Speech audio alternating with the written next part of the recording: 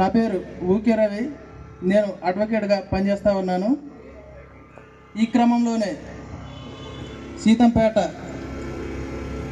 శాంతియుత rally JAC ఆధ్వర్యం నిర్వహిస్తున్నందుకు ముఖ్య అతిథిగా పిలవడం జరిగింది.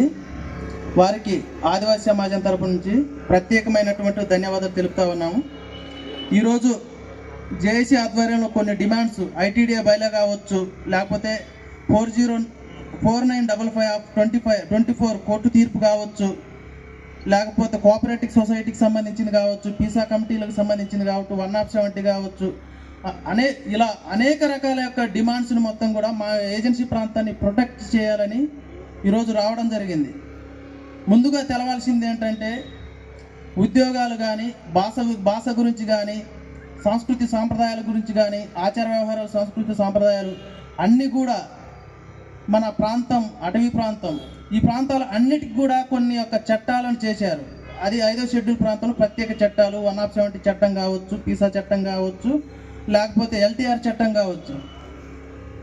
దీని ప్రకారంగా మనం ముందు ఒక 2 నిమిషాలు మాట్లాడి, ఒక కేసు గురించి మాట్లాడి, తర్వాత బైలా గురించి చెప్తాను. నేను 5 నిమిషాలు క్లోజ్ చేయడానికి చూస్తాను. చిన్న విషయం ఎక్కడంటే మన ఆదిలాబాద్ జిల్లా, అది కూడా ఏజెన్సీ ప్రాంతమే. ఆదిలాబాద్ జిల్లా దండేపల్లి మండలం వెంకటాపూర్ గ్రామంలో ఒక చిన్న విషయం జరిగింది. ఎవరికంటే ఆదిలాబాద్ జిల్లా కలెక్టర్ గారికి ఒక గ్రామ సభకి, మీకు లాంటి ఒక సవరకు సంబంధించిన కమ్యూనిటీకి సంబంధించిన వాళ్ళే, అక్కడ కూడా ఆదివాసులు ఎవరు గోండి, చిన్న గొడవ జరిగింది. చిన్న గొడవ ఏంటంటే ప్యాడీ ప్రొక్యూర్మెంట్కి సంబంధించింది. అంటే ధాన్యం కొనుగోలు కేంద్రానికి సంబంధించినటువంటి మొత్తం కూడా నాన్ ట్రైబల్కి రాసిచ్చేశారు. ఎవరు? జిల్లా కలెక్టర్ గారు.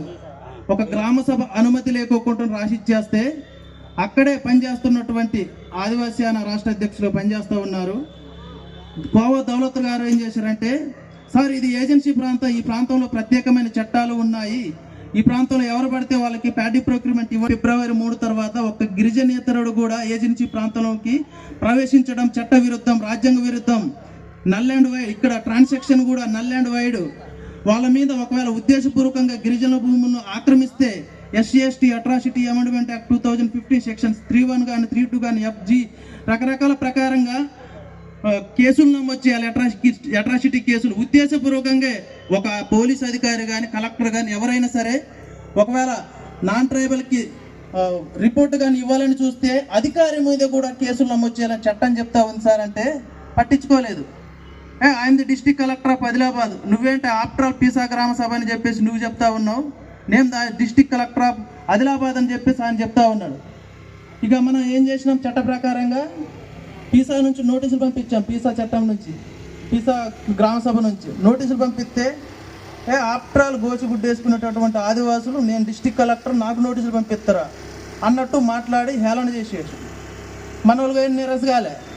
ఇక మనం ఏం చేసి చట్ట ప్రకారంగా ఏం చేసినామంటే నోటీసులు పంపించి చట్ట ప్రకారంగా తీర్మానం చేసినాం. ఎట్లా తీర్మానం చేసినామంటే, ఇక్కడ 170 చట్టం ఉంది. సెలక్షన్ ఆఫ్ బెనిఫిషరీ, ప్రభుత్వ పథకాల లబ్ధిదారుల ఎంపిక అనేది ఖచ్చితంగా గ్రామ సభలోనే జరగాలి. గ్రామ సభ అనుమతి తీసుకోవాలి, వాళ్ళ అభిప్రాయాన్ని స్వీకరించాలి, ఖచ్చితంగా ఆ ప్రకారంగా జరగాలి. కానీ చట్ట విరుద్ధంగా ఒక జిల్లా కలెక్టర్ గారు, ఆదిలాబాద్ జిల్లా కలెక్టర్ గారు నాన్ ట్రైబల్కు ప్యాడీ ప్రొక్యూర్మెంట్ ఇచ్చేశారు, ధాన్యం కొనుగోలు కేంద్రం. ఇది చట్ట విరుద్ధం.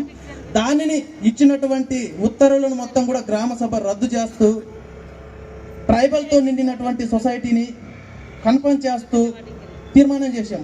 మేము రద్దు చేసేసాం. మేము ట్రైబల్తో నిండిన సొసైటీని మేము ఓకే చేసేసామంటే, అరే నేను the district collector of Adilabad, after all మీరు గోల్డ్స్ మీరు ఎట్లా చేస్తారు, నేను ఇచ్చినటువంటి ఉత్తర్వులు అని చెప్పేసి చెప్పడం జరిగింది. లేదు సార్ ఇది చట్టం ఉంది, మేము చట్టం ఉండబట్టే చేసినాం కదంటే, ఇక మన వాళ్ళు డిస్ట్రిక్ట్ కలెక్టర్ గారికి ఆఫ్టర్ గ్రామ సభ అని వచ్చి కలెక్టర్ ఉత్తర్వులు రద్దు చేసిందంటే కొద్దిగా ఈగో ప్రాబ్లం అయింది. ఇక మనకు పెద్దన పాత్ర పోషించేటటువంటి హైకోర్టుకి వెళ్ళాం. హైకోర్టుకి వెళ్తే మనం ఏం చేసినాం, పలానా ఆదిలాబాద్ జిల్లా కలెక్టర్ గారు 170 చట్టాన్ని కానీ, పీసా చట్టాన్ని కానీ పట్టించుకోకుండా నాన్ ట్రైబల్ ప్యాడీ ప్రొక్యూర్మెంట్ ఇచ్చారంటే ఇక కోర్టు ఏం చేస్తుంది, నోటీసులు ఇస్తుంది. నోటీసులు ఇచ్చిన తర్వాత ఆయన district collector after all court ఏంటి నాకు ఇచ్చేదని చెప్పేసి కలెక్టర్ గారు చెప్తారా? చెప్పరు కదా. ఆదిలాబాద్ జిల్లా కలెక్టర్ ఇటు రావు నీకే ఏదో నాన్ ట్రైబల్ ప్యాటీ ప్రొక్యూర్మెంట్ కేటాయించావట. ఇదిలా పలానా దండేపల్లి మండలం, ఆదిలాబాద్ జిల్లా దండేపల్లి మండలం వెంకటాపూర్ గ్రామంలో ఉన్నటువంటి గోసిగుడ్డేసుకున్నటువంటి ఆదివాసులు కేసు పెట్టారా? అదేంటో నువ్వు కనుక 30 రోజుల్లో చెప్పకపోతే మాత్రం నీకు డ్యాన్స్. సీతంపేట ఆదివాసీ జేఏసీ కార్యదర్శిగా పనిచేస్తున్నాను. ఈరోజు ఇక్కడ శాంతియుత ర్యాలీ చేయడానికి ప్రధానమైన కారణం ఏంటంటే మెగా డిఎస్సిలో మా యొక్క గిరిజన పోస్టులు కలిపేయడం జరిగింది. ఈరోజు ఆ యొక్క పోస్టులు గిరిజనుల చేత మాత్రమే భర్తీ చేయాలి. ఈరోజు నిర్దాక్షిణ్యంగా మా యొక్క నిరుద్యోగులు నష్టపోయారు.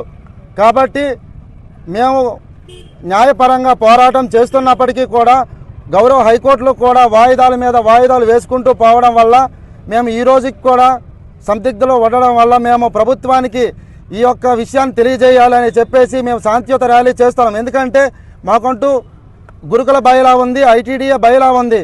కనీసం ఏ ఒక్క అధికారులు కూడా దానికోసం ప్రస్తావన లేకుండా మమ్మల్ని పూర్తి స్థాయిలో ఇంకా నిరుద్యోగులుగానే ఉండాలని చెప్పేసి ఈ యొక్క పోస్టులు కలిపేయడం వల్ల మేము చాలా బాధపడుతూ దిగ్భ్రాంతిలోకి లోనైనాం. కాబట్టి మేము శాంతియుత ర్యాలీ ఎట్టి పరిస్థితుల్లో ప్రభుత్వానికి తెలియజేయాలని మేము ఈ శాంతియుత ర్యాలీ పూనుకున్నాం. కాబట్టి ఒకటి ఇప్పటికైనా సరే ప్రభుత్వం మేలుకోవాలి. మాకు జీవో నెంబర్ 3 పోయింది. జీవో నెంబర్ 3 కంటే గొప్ప చట్టం ఉన్నది. బయలా గురుకుల బయలా ఉంది. 1997లోనే అమెండ్మెంట్ యాక్ట్ చేసి ఉన్నారు. కానీ ఆ రోజు చేసినప్పటికీ కూడా ఏ ఒక్క అధికారులు కానీ ప్రజాప్రతినిధులు కానీ బయలా గురించి ఎక్కడ మాట్లాడలేదు. కానీ మాకు బదిలీలు కావచ్చు, ప్రమోషన్లు కావచ్చు, ఉద్యోగ నియామకాలు కావచ్చు, మాకంటూ అడిషనల్ ఏజెంట్ ఇది గవర్నర్ ఐటీడీఏ పీఓ ఉన్నప్పుడు ఐటీడీఏ పీఓ ద్వారా ఎందుకు నియమించడం లేదు? మాకు ఈరోజు ఐటీడీఏ ఉన్నట్ట లేనట్ట? మాకంటూ ఒక సింగిల్ లైన్ అడ్మినిస్ట్రేటర్ ఒక ఐఏఎస్ అధికారి ఉన్నప్పుడు అతనికి పూర్తి సర్వ హక్కులు ఉన్నప్పుడు ఎందుకు మాకు ఆ యొక్క హక్కుల్ని మా యొక్క పరిరక్షించడం ఎందుకు జరగడం లేదు? మేము పూర్తిగా ప్రభుత్వమే దీన్ని నిర్లక్ష్యంగా చూస్తున్నారని చెప్పేసి మేము ప్రభుత్వానికి మేము తెలియజేస్తున్నాం, ఖండిస్తూ ఉన్నాం. ఇప్పటికైనా మేలుకోవాలి. రాష్ట్రంలో ప్రతి గ్రామానికి మారుమూల గ్రామాలందరికీ కూడా ప్రచారం చేసి పూర్తి స్థాయిలో అవేర్నెస్ చేసి మేము అతి త్వరలో కూడా మేము సుప్రీంకోర్టుకు కూడా వెళ్ళడానికి సిద్ధంగా ఉన్నాం. ఎందుకంటే 2024 గత ప్రభుత్వంలో 517 పోస్టులు గురుకులం పోస్టులు కలిపేసినప్పుడు మేము ఆ రోజు కోర్టుకి వెళ్ళాం. 2024 గెలిచి తీరాం. మరి ఆ రోజు గెలిచిన తీర్పులు ఇప్పుడు ఎందుకు గెలవలేము? కానీ ఈరోజు 20 సంవత్సరాలుగా గురు బ్రహ్మ, గురు విష్ణు, గురుదేవ మహేశ్వర, గురు సాక్షి పరబ్రహ్మని ఉపాధ్యాయులకి ఎంత బాగా చెప్పుకున్నటువంటి ఈ మన తెలుగు రాష్ట్రంలో ఈరోజు ఉపాధ్యాయుడు అదే ఆశ్రమ పాఠశాల గురుకులాల్లో 15 సంవత్సరాలుగా పనిచేసినటువంటి వాళ్ళు ఈరోజు వాళ్ళకి నిర్దాక్షిణ్యంగా తీసేస్తే వాళ్ళు ఎక్కడెళ్ళి పనిచేస్తారు? ఏమని పనిచేస్తారు? మేము ఒకటే కోరుతున్నాం, వాళ్ళకి ఎక్కడో ఒక్కడ మీరు సర్దుబాటు చేయడం కాదు, వాళ్ళకి మీరు రెగ్యులర్ చేసి తీరాలి. ఎందుకు చేయకూడదు? ఈరోజు ఆశ్రమ పాఠశాలలో గురుకులాల్లో మాకంటూ జీవో నెంబర్ 3 ఉండడం వల్ల అంతమంది ఉద్యోగ అవకాశాలు వస్తే వాళ్ళందరూ ఇప్పుడు డిఎస్ అని చెప్పేసి వాళ్ళు ఏమైనా అర్హత లేకుండా వచ్చారా?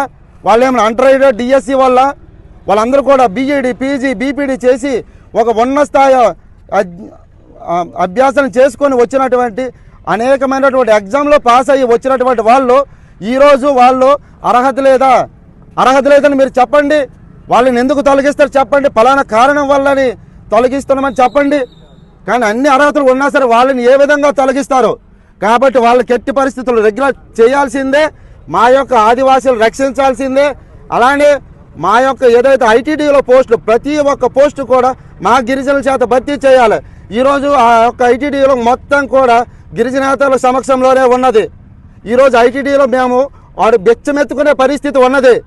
మాకు కావాల్సింది మీరొచ్చే బెత్తం కాదు.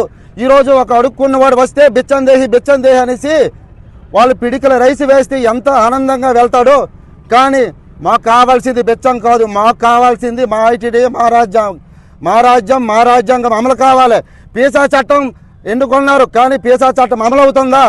అధికారులకు తెలియదా? ప్రజాప్రతినిధికి తెలియదా? కానీ ఏదైతే మా రాజ్యం, మా గ్రామం, మా రాజ్యం ఉన్నదో పీసా చట్టం ఖచ్చితంగా అమలు తీరాలి. మాకు ఏదైతే ఇక్కడ ఉన్నటువంటి స్థానికంగా పవర్ ప్లాంట్ ఏదైతే ఉందో ఈరోజు పవర్ ప్లాంట్ సీతంపేట కానుకొని ఉన్నది. పూర్తి స్థాయిలో మేము నష్టపోతాం. మాకు అన్యాయం జరుగుతుంది. ఎందుకంటే మాకు ఉద్యోగాలు లేకపోయినా ఈ పోడి వ్యవసాయం చేసి బతుక్కుంటున్నాం. ఆ పోడి వ్యవసాయం కూడా అక్కడ వాటర్ పొల్యూషన్ అయిపోద్ది, గాలి పొల్యూషన్ అయిపోద్ది. ప్రతిదీ పొల్యూషన్ అయినప్పుడు మా జీవన ఉనికి నష్టపోయే ప్రమాదంలో మేము పడతాం. కాబట్టి మా యొక్క సమస్యలు, మా ఉనికిని కాపాడాల్సిన బాధ్యత ప్రభుత్వానికి ఉంది.